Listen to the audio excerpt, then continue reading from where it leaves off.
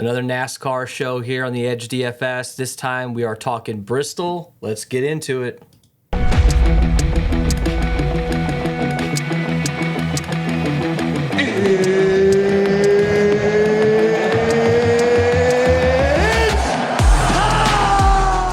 What is up, guys? Welcome to the Edge DFS. My name is Tyson Smith. I am joined once again by Sterling Theiss from Dynasty DNA, the Rattled podcast. No Ryan Mail today. He's working, but we're gonna, he sent us some info. We're gonna put that up for some of these picks that he's throwing out. But Sterling, what's up, man? How are you, man? SRT 41 on Draftkings and in the Discord. What's going on with you? Yeah, not a whole lot. I'm sure. Seen it's night. What's that? Seen you had a nice night in trucks. Yeah, I did, man. That write-up, dude. I know it was quick. We didn't have a lot of turnaround time after qualifying, but that write-up helped for sure. SaberSim helped me. Not bad in the. I think I split it with just me and another guy in the mini max, but not a bad night. I'll take it. I'll take profit every single night. Obviously, like I said, no Ryan tonight, and Ellie, he's getting ready for UFL. We're going to be having some shows for that. Obviously, you guys want to make sure that you're in the Dynasty DNA Discord for NASCAR stuff.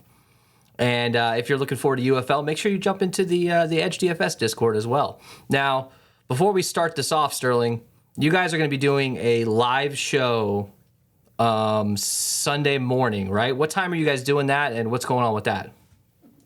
We're aiming to do that at 8 o'clock in the morning, and that's going to be on the Dynasty DNA DFS channel. That's on YouTube. We just got that on Spotify, Apple Pods, basically all the main platforms for podcasts. Nice.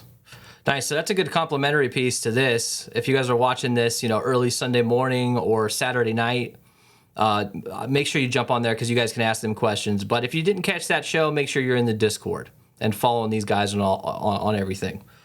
All right, dude. So let's jump into this. So Bristol, man, if people aren't familiar with this track, what do we need to know? I mean, we just saw the trucks race. Basically, qualifying is pretty damn important, man. So what should we know about this track specifically? Well, it's one of the smallest on the schedule. It's a half mile. It's banked like fucking crazy. So basically, the biggest thing is you got to pay attention to these guys starting in the back because there's a good chance they're going to get lapped early. So like guys like Busher and Chastain, it's going to be kind of iffy to play them, but we'll talk about that a little bit later here. But you got 500 laps, so we're looking at 125 laps for laps led, or 125 points for laps led, and then like 202. Where is it here? Yeah, 202 and a half fastest lap points. So you get a total of 327 and a half dominator points. And looking back through, there's been 2 to 3 dominators in 9 of the last 10 races. And there was one that had 4. But the biggest thing to point out is even though this is a short track, it's not the same package as last week. It's going to be the intermediate package, which is like they had at Las Vegas. So I'm going to be looking at a lot of Kyle Larson again. Nice, dude. So, look, I was watching some of the qualifying today and a little bit of the practice. What's up with this track? So can you explain what they're doing with this resin? And, these guys were not too excited after some of these practices. You had a guy in the Discord sort of bring up some of the radio calls that he was listening to. Thoughts on all this, and how do you think that's going to affect the way we play DFS? It's kind of a whole new thing, really, because they've done the PJ1 and different type of resin and different shit, but this is their first of this specific resin. Like, I don't really know a whole lot about it, to be honest. It's a whole new ball game, and it's kind of just a wait and see thing. But they did apply that to the bottom lane, so it's probably going to make that bottom lane a little more dominant than the top side there. then we're gonna have to pay attention to the Twitter here to see if they reapply that again. Yeah, I heard them kind of talking about that because that could change some stuff, right? If they reapply it, or if they would they move it to another area on the track, like like we just got to pay attention, right? Pretty much, yeah. Just kind of hang out in the Discord and we'll talk a little bit more about that because right now we're just waiting to see if they reapply it. If they do, where do they put it, and kind of just go from there. This used to be a See, dirt track, right? they it's always been concrete, but for the past 3, 4 years, they would cover it in dirt for the spring race. Then they'd have sprint cars, late models, make like a whole month out of it. But they ended up doing away with that. It wasn't really a big thing for the fans. It was cool to see first couple years, but then it kind of became a pretty boring race, and now we're back to concrete, which I'm a huge dirt track fan, but I'm glad to see this back to concrete. So for this one, we got to be focused on these dominators, man. Like these guys up front, these are near lock type dudes, right? Yeah, you this is one of the races that like the first stage, I don't have it pulled up here, but it's going to be longer than any other track, so it's not the situation where oh, he might lead the first stage, still might be all right. No, if this guy leads first stage, you're going to need him. So we're probably going to be looking for a guy inside that top 4 to do that. So So let's we'll briefly have talk about a couple of these guys here. Like who jumps out to you? Ryan Blaney's starting out in the front here. I listened to your guys' podcast before we knew where these guys were starting. Chase Elliott, you were talking about how he's super underpriced. You got a lot of these guys here that have a shot to just jump out to an early lead and just take over. Who jumps out to you just right off the bat? And then we'll just jump right into this. We'll jump into SaberSim and into this breakdown after you're done. probably going to go Old Muscles. He pointed out Ryan Blaney. He had the fastest pace in every lap average there. And I, I'm assuming he's going to start on the bottom. So that goes back to that resin. If they reapply it or if it's still there at this point, he's going to have the extra traction there. And I feel like he's just going to pull away and probably lead this whole first stage. But outside of him, you're going to have Josh Berry starting second. And he's only 6,500. I think he could be a crazy interesting GPP play. Yeah, because at that price, dude, like if he leads a handful of laps, like what do you think he needs to really pay that off? If he drops down and still finishes in the top 10, he's still going to be worth it at that price, right? Yeah, if he can get out there and lead quarter of a stage and still finish top 10, he's going to be worth it. At 6.5, he's going to need 32 and a half points. You get 34 for 10th. So if he can if he can get 20 fastest laps, finish 10th, he's going to pay off. And 20 fastest laps in a 500 lap race is fairly easy to do. Absolutely. All right, so we're gonna jump into this breakdown. We're gonna look at kind of all the numbers, all the pricing, kind of talk more strategy. Let's just get right into this breakdown. Break it down. All right, so Blaney starting up front. And he's 10.5K. Barry 6,500. That really jumps out. Hamlin 11.2. Logano 9,500. Chase Elliott 8,300. That's the top 5. Where are you leaning here, dude? Like, I mean, we saw it tonight in the trucks. Like, Blaney starting first. Is this like a near lock sort of situation for you even at that price? I know he's expensive, but man, if he jumps out early, he might just dominate. Yeah, I don't know what I want to do with him yet, to be honest, because he does start first. He is probably going to jump out to the lead, but in the 2 next gen races at Bristol, he's finished 20th and 34th. He's got 34 careers or 14 career starts here. Doesn't have a win, only has 2 top 5s in those 14 starts, 5 top 10s, 7 top 20s. So I just I think he can lead early, but I'm afraid he's going to struggle to stay up there. I know the practice says that he's going to have speed all race long, but with how they do these groups, don't know if I really want to trust practice this week. Yeah, I mean, it's a good point. Like, how much can we really look into this when it comes to these numbers here? Like, just as a rule of thumb for some of us that are new, that are kind of trying to look into this more, it all depends on the track, I'm assuming. But what matters here? What should we be looking at? Really, we're going to be looking for guys starting inside the top 10. Let me pull up the optimal lineups here. In these two next gen races we've seen here, we had two guys in each race start inside the top 10. And each of those guys were main dominators in those races. And the last fall, first and second place, so the front row, they were both optimal in that race. They each scored 115 fantasy points. That's a lot.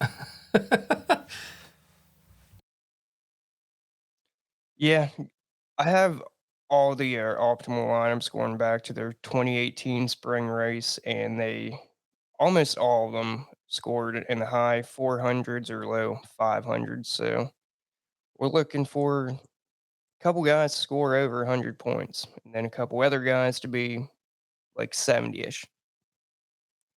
So in the top 5 here, what are you thinking group wise? Like, are you trying to get 2 dudes in here? Like, I know that you're formulating your thoughts a little bit more, and we got to see some ownership. But is this a 2? Is this a min 1? I mean, it's definitely a min 1. But are you doing min 2, maxing at 4, maxing at 3? I'm gonna go. I'll have a group of those guys. Definitely minimum of 1, and I'm gonna set that at, well, I'll set it at a max of 3, but that's just because of Josh Berry's price. I'll make a secondary group, take him out of that, and then set that group at 1 to 2. So you'd have 2 groups of them top 5s. One will have 5 guys and one will have 4. Who are you seeing right now? I know that you have some ownership pulled up. Who are you seeing kind of around the industry highest owned? Highest owned is Chris Buescher, Ross Chastain, and Ryan Blaney. Those guys are all in the low 40s, which after qualifying, I kind of expected that because people love playing these PD plays. And on this short track, I- there's a good chance they get a lap down early and then they just don't get it back. And they're going to struggle to finish top 25 if that's the case. Yeah, that's a huge risk, for sure. And in seeing the ownership that high on some of these guys, like Chastain starting at the very back, are you tempted to just uncheck these dudes? I'll definitely have some of them, but I think I am going to aim to be under for sure. Probably probably be under the field on Busher and Chastain, be right around with it on Blaney. So where are you getting your value? What are your thoughts on Josh Berry as far as your exposure? You're probably going to be with the field at minimum, right? Or what are we doing for value here? Because we're going to want to get some of these expensive dudes. Yeah, I'm seeing Barry below 10% down here around 5 or 6. I'm probably going to aim to be 15, 20%, at least 3 times the field on him. He's always been known as a short track specialist. He actually got into NASCAR through he played, I don't know if you've ever heard of the game iRacing, but he ended up meeting Dale Jr. on there. And he's always been like a local short track late model type racer. And he just kind of got hooked up with Junior, started driving for him in these late models, and then eventually got into Xfinity, and now that's how he ended up in the Cup Series. So he's known for this style of racing, short track, just fucking grind it out and get her done. I've been watching some iRacing on like TikTok Live and shit. It's pretty fun. So outside, okay. So anybody else in the top 5 you want to talk about, and then we can start moving down the list here about anybody maybe in the mid range that jumps out to you. What are we thinking about Denny Hamlin? I mean, we all went all in on him last week. and he was on the way, and I still profited last week, but he spun out there towards the end of the race, which was I was crushing, and that happened, and then it all kind of went to shit, but still profited, so I'm happy. But what are we thinking about Hamlin here? What are we thinking about Logano, Chase Elliott at that price at 8,300? Any interest in these guys? And when it comes to your exposure, like, are you going to be jamming? Like, are you going to be above the field in all these dudes? Well, Hamlin did win last race here back in the fall. He finished 9th back in 2022. He's got 33 career starts here and his 3 wins. So I definitely have a little bit of interest in him. If I'm not playing Blaney, I'm probably going to have Hamlin in that lineup. I don't really have any interest in Joey Logano. I'm actually seeing him come in pretty low owned. But speaking of the top 5 guys, I think my favorite is actually Chase Elliott at 8.3. And he actually has the best average finish out of everybody in this field here. What do you think his ownership's coming in at on your end? What are you seeing?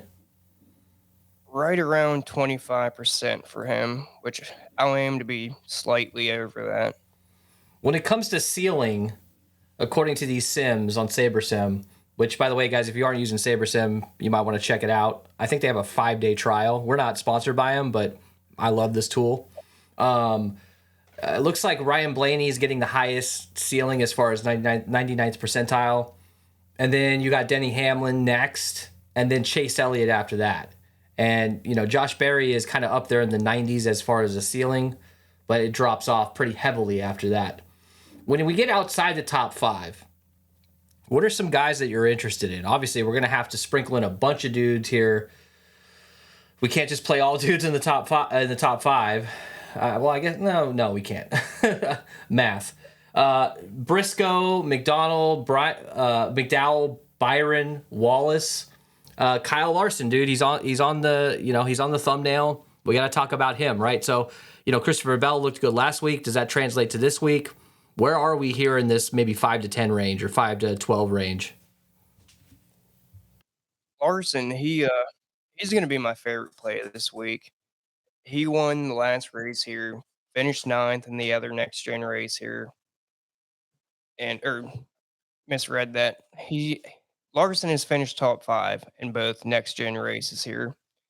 He's got 15 starts here, 1 win, 5 top 5s, and he's known for this style of track. These steep tracks that you just run there against the wall, wide open. Just this is what he does. It doesn't matter if it's a NASCAR, a sprint car, a late model, a midget, whatever. He's up against the fence, hammer down, and that's fastest way around this track. And I think by the end of stage 1, we're going to see him right up front there. And I think once stage 2 starts, he's going to be the guy you're going to have to beat. Anybody else jump out to you? Bubba Wallace here. Any interest in him at that price? At that price, he's a little bit interesting, but I don't have a whole lot of interest in him, but I will be playing a little bit of him. He finished 14th and 29th in their 2 next-gen races here, so not really stellar performances, but at 7,700, I'm going to have a little bit of them. Right now on a Saturday night, Christopher Bell's getting a pretty decent projection. I don't know what he's coming in ownership-wise, but he's up there as far as, ceiling. He looks like a guy that, the Sims are projecting to have about 22 laps led. This is all like sort of median projections here with 20 fastest laps.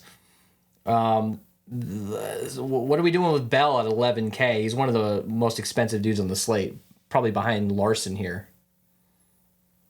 Yeah, he's another one of those guys that he has finished top 5 in both next-gen races here, and he's also a former dirt track guy that likes to get up there against the wall and just hammer down. But when you break this down price by price, let's go Kyle Larson, Denny Hamlin, Chris Bell, William Byron, Ryan Blaney, Kyle Busch. Those guys are all above 10K. I don't know if I'll have any Kyle Busch.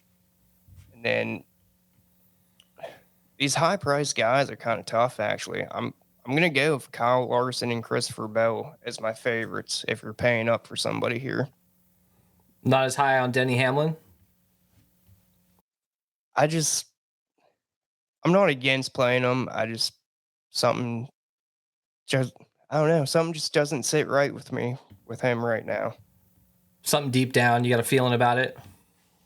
It's just a gut feeling. I don't know if it's still tilted from last week or what that situation is.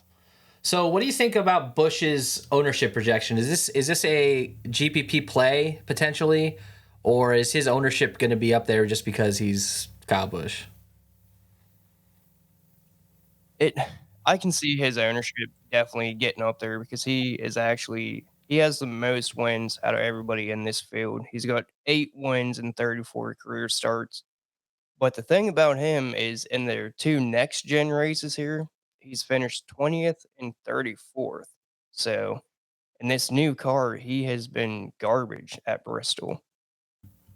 So, what you're saying is another Kyle Busch fade here. You're thinking that? Yeah, that's where I'm leaning. All right, let's get back to starting position, sort by that. So, talk to me, Goose. What else jumps out to you here when we get into this mid range here, past Christopher Bell? Anybody interest you? It looks like a guy like Keselowski is getting a decent projection. Ty Gibbs getting a decent projection. You were talking maybe a Keselowski fade. Was that what you were saying in the Discord? No, earlier in the week, I was dead set on Chris Buescher and Keselowski. Those are teammates here, and they've been really good at this track, but they came in a little higher price than I was expecting, especially Buescher at 9,800 starting. I think he's starting 34th. That's just I don't know if I can do that. But Keselowski 9,200 starting 17th. I'm gonna have a little bit of him because this is one of them tracks that he's been good at in his career. He finished 8th and 13th in the 2 next gen races here, but I don't see him getting up there and dominating. And at 9,200, you're gonna need him to dominate a little bit. So I'll probably be he's projected right around 20%. I'll probably come in half that, if not lower. So who else? Some of these guys here that you're going to sprinkle in, like I guess more so. Are there any guys that you're just not interested in? And at what point? What point are you unchecking these dudes? At? You know where when it comes to pricing and starting position, are you like, nah, I'm good, man. I'm not playing this dude.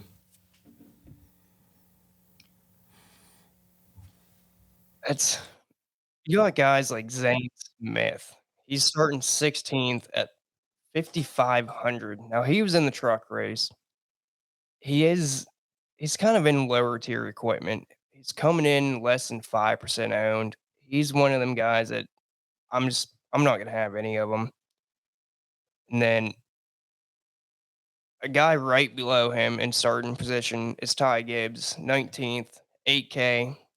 I'm going to go the opposite side here. He's projected about 13%. I'm probably going to be double that. I probably have at least like 25% Ty Gibbs. But as far as other fades, Daniel Hemrick, that's a guy I have no interest in. He's coming in pretty much unowned anyways. Austin Cindric, no desire. Ricky Stenhouse, I think, is going to be an interesting fade here. He's projected to be low owned, but when you think Ricky Stenhouse, he's another one of them guys that you think of these steep tracks. You think of Dover, you think of Bristol, and I think he's going to come in higher than what he's projected because of his starting position. But I'm going to aim to be like around 10% on him. Then going down here, it's just going to be kind of like obvious guys down here at the bottom. Kaz Growler not playing them. Justin Haley not playing them. Harrison Burton starting 13th at 5.3. Don't have any interest in that. When it comes to these guys below 5,500, I'm probably not playing any of them. 5,500. That's your number, right? So Zane Smith, Hemrick, Burton, Haley, Gralla, uncheck them, right? Yeah. All right, so when it comes to value, let me sort by value and see what we're seeing here. Blaney right up there. Chastain starting in the back at 8,500, still hitting decent value. But then when it comes to really like dudes who are priced low, Barry, McDowell, Chase Elliott is up there. What jumps out to you value wise for some of these dudes that we got to jam in with our high price guys?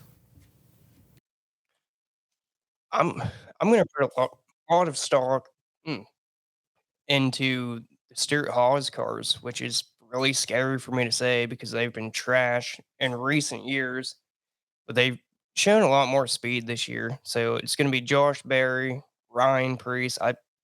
These guys are short track kings that I have a feeling that they're gonna be the guys here down in the bottom that I'm playing. 6,500 Josh Berry, 5,900 Ryan Preece. But another guy in that area is Todd Gillen. He has finished 18th and 16th in the two next gen races here. He was out. He was leading for a little bit, right? I mean, I remember last week he was out. I think he didn't pit, and he was out there for a bit in front. And when he was leading, man, because I had a decent amount of him, I was absolutely crushing.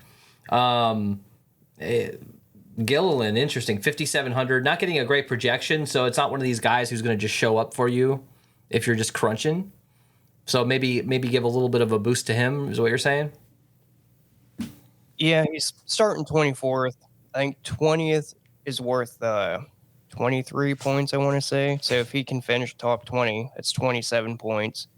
I'm seeing him projected nowhere near that, projected below 5%. I'm probably going to have around 15, if not more, of him. 15. Copy that.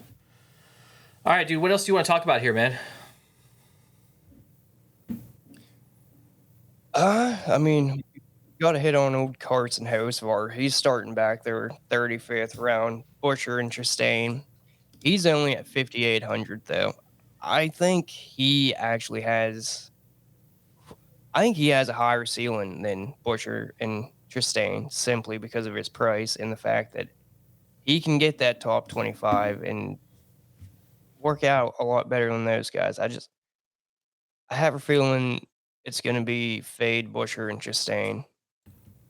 And get more Hocevar. Yeah. Yeah, it's crazy seeing this Chastain number here, his projection. I mean, both of these guys. Are you? I mean, if people don't want to fade these dudes, I mean, you got to set up a group here at max one potentially, just simply because of the ownership, right? You think? Yeah, that's probably what I'll do. And then, like I said, I'm aiming to be under on them. I'm definitely going to play some. Starting back there, you have to have some of them, but definitely an easy way to get different. And that's what I'm going to be focusing on. Playing more guys up front that can lead laps, get fastest laps, and just kind of let the field go to these obvious PD plays. Any other numbers? Anything else you want to throw out? Next, we can talk about our crown their ass segment, and then talk a little bit more about fades for people jumping around. Then we'll jump into building a lineup. Anything else? Any other numbers that you've run across that you want to throw out there? No, there's not really anything jumping out to me. All right, let's do this. Let's do this crown their ass here. So we got Ryan's info. He's like I said, he's at work, but he's got some opinions on this as well. So let's crown their ass here. Now, if you want to crown them, then crown their ass. So this is pretty much your favorite driver, the guy that you're going to be highest owned. You're going Larson. You're taking a stand on Larson there, and Ryan's going Blaney, right? Yep. I think we covered it. I think I'm gonna follow you down this path, man. It hasn't really failed me yet, so I'm gonna continue. When it comes to fades, I don't have a slide up yet, but we kind of talked about it. But what do you think your bold take when it comes to fades is? I'm gonna make this call judging by ownership here. I'm seeing AJ Allmendinger. He's projected to be like 35% owned. if that's the case, I don't want any of them. So that'll be my fade of the night here, AJ Allmendinger. Let me hit the sound here. We couldn't do diddly poo. There you go. Couldn't do diddly poo. All right, let's move on to some lineup builds here, man. So let's actually talk. We do this with NFL. I usually like to build our kind of cashy, like single entry build first. Now you can hedge a little bit if you're completely fading a dude that the field loves. Maybe you get him in your single entry or your cash build. There's a lot of different options. You could also do that with, different 20 maxes or different tournaments. But in this case, let's try to build kind of this high floor, not even worry about ownership. Let's just try to build this kind of best lineup that we're looking at for a single entry. So what are you thinking here? We got to start off with at least one of Busher or Chastain. Probably Chastain just because he's a little bit cheaper. All right. Let's jam him in here. Do you think people are doing Busher and Chastain in a situation like this? If they're doing double ups, I'm definitely playing both of them. But if we're going single entry, I'm probably going to try to stick to just one. Yeah. All right. So what are you thinking? I mean, I know the answer to this, but you're going to go Kyle Larson here, or are you going to maybe fade in your single entry, or are you just going across the board with him? He's going to be in my main build, so. Chastain, Larson. Who else here, man? Last week on the show, man, I feel like you guys absolutely nailed it. Some things happened, obviously, that you can't control, but generally speaking, I mean, you guys hit it right on the head. Where are you going this week, man, when it comes to this main sort of single entry build? I don't know if I'll do this for sure yet, but let's play it as Josh Berry being the early leader. All right. There's some value there. Seems like we have some decent salary. 7,800 left for 3 spots. I think we have to throw Ty Gibbs in at 8K. Gibbs. Is Chase Elliott a single entry option for you? Yeah. You want to go that route, or you got other plans? No, we can go with that. It seems like we got 7,200 yet left, so we got to kind of go.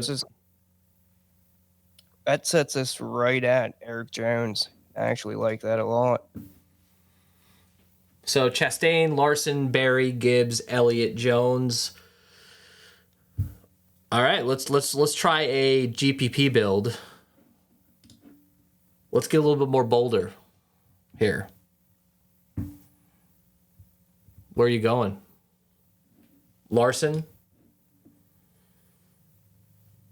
I would. If we're going strictly like hardcore GPP style, let's just start with Blaney, and then we'll get different from there. All right, Blaney, 10.5K. Let's get different.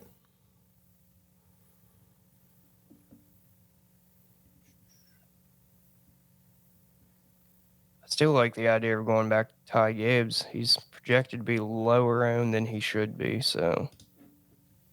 Ty Gibbs, starting 19th, 8K.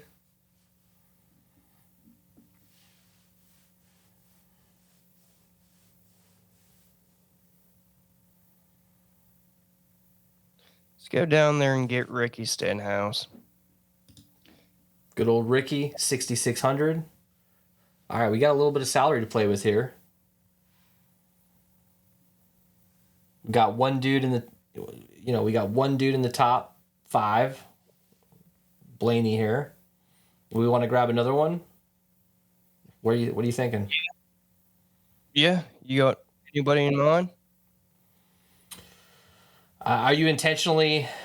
I mean, can we play Blaney and Larson together? Yeah, definitely. Is there any reason? You know what I mean? This is where I want to get your thoughts. Like when it comes to like roster construction, I know you always have a lot of great rules that really help get unique and obviously help, eliminate some of these crazy lineups that you don't need to do sometimes. But it feels like to me, like, if you like Larson, I like him. Let's throw him in there. And that leaves us with about 6,700. Are we going to be able to pull that off, or is that going to be too much? Yeah, we can. Let's go down there and get Todd Gillen at 57. Okay. That helps. Wallace. Bowman starting back. He hasn't been looking too hot. Briscoe starting 6th. We got plenty of options here. We can leave a little bit on the table if we wanted to. Let's go with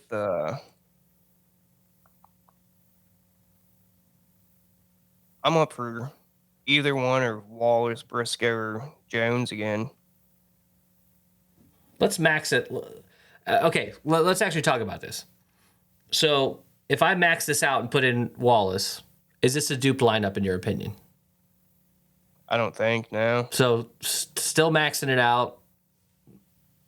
I mean, when it comes to salary, I obviously got to run things tomorrow a little bit more when we get ownership, but I noticed in trucks, now this is completely different, but I noticed that I was leaving more on the table than like I was the last like maybe 2 weeks.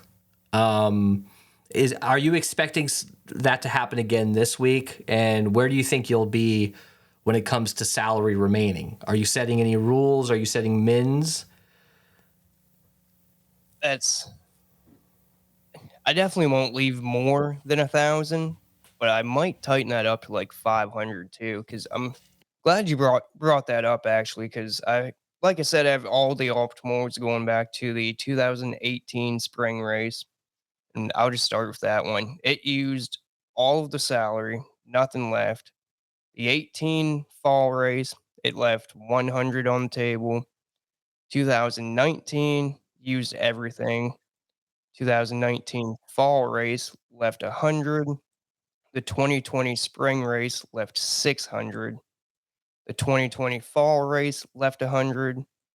2021 fall used everything. 2022 fall left 800. That's the most that we've seen in these past few races. And then the last race here only left 200 on the table. So for the most part, you're using pretty much every bit of salary you have. Like, I could even see setting it at like 49.7. Interesting. Yeah, it seems like DraftKings is pretty efficient and pretty. They have like this track. They seem to be pretty efficient with their pricing. Probably because there's not a lot of dudes passing. There's not a lot of crazy shit happening. Really, right? Yeah. All right. Do you want to play around with anything else here? Do you have any other strategies in mind? Pairing two guys together in the front, like, is there any teammate action that we're looking at towards the front? Like, what do you think about that? Is there anything else that jumps out to you before we move on?